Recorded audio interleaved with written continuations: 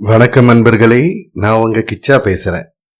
மகா பெரியவா அவருடைய பக்தரோட ஆத்துக்கு போறார். அங்க பக்தரோட மருமகளை பார்த்து, சீதை உன்னோட ராமன் எங்க, கூப்பிடு அவனை அப்படிங்கிறார்.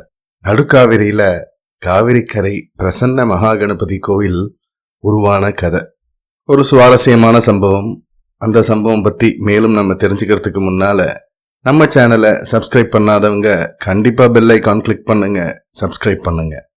திருவையாறு கஷேத்திரத்துல காவிரி, குடமுருட்டி, வடவாறு, வெண்ணாறு, வெட்டாறு அப்படின்னு 5 நதி பாயறதால திருவையாறுன்னு பேர் வந்தது. 1942ல நடுக்காவேரியில சின்னசாமி ஐயர்னு ஒரு குடும்பம் வசிச்சுட்டு இருந்தது. இறைபக்தி, ஆச்சார அனுஷ்டானங்கள் எல்லாத்துக்கும் மேல மகா பெரியவா மேல அப்படி ஒரு ஆத்மார்த்தமான பக்தி. திருவையாறு வரும்போதெல்லாம் மகா பெரியவா இவளோட கிரகத்துக்கு கட்டாயம் வருவார். சின்னசாமி ஐயர் நித்தியம் ஆத்துல சிவபூஜை, அப்புறமா உள்ளூர்ல இருக்கிற சிவன் கோயிலுக்கு போய் பரமேஸ்வரனை மனமுருகி வழிபடுவார்.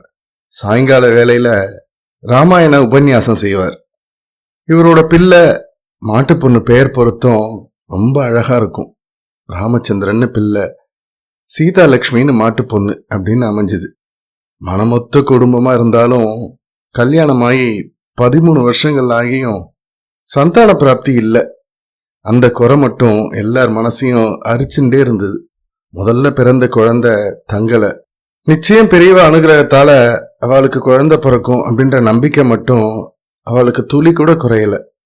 அப்போ மகா பெரியவா நடுக்காவேரிக்கு விஜயம் செஞ்சார். அங்க வேற ஒரு பக்தர் கிரகத்துல பெரியவா தங்க ஏற்பாடு செய்யப்பட்டிருந்தது.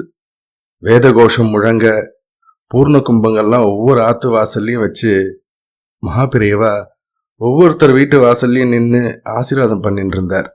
சீதா லட்சுமி வீட்டு வாசல்ல கோலம் போட்டு இருந்தா.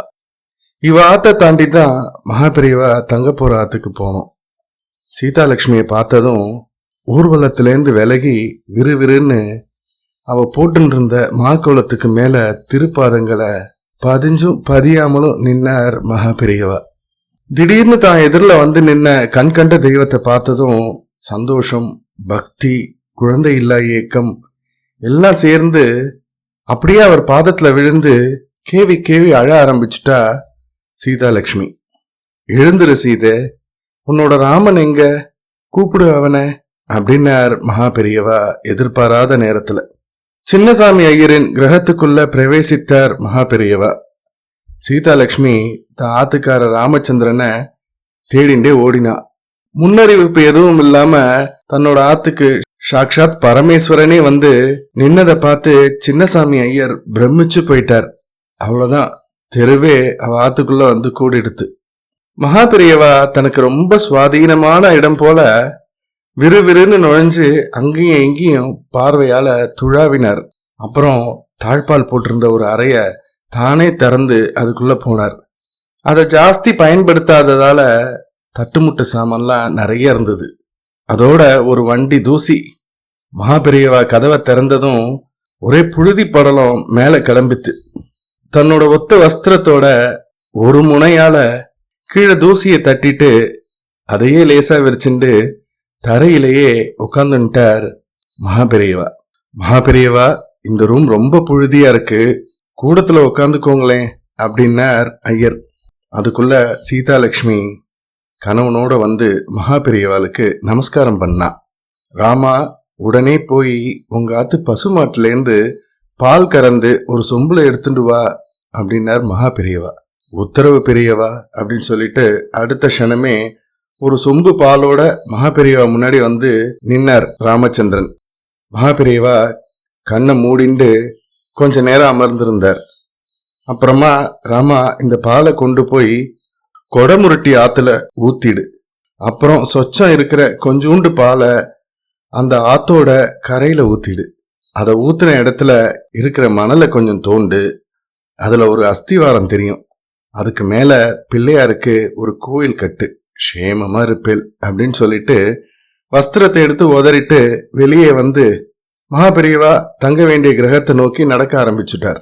மகா பெரியவா சொன்னபடியே உடனே குடமுருட்டு ஆற்றுக்கு போய் பாலை விட்டுட்டு கரையில மீதிப்பாலை ஊத்தி மண்ணை தோண்டினா அஸ்திவாரம் தெரிஞ்சுது.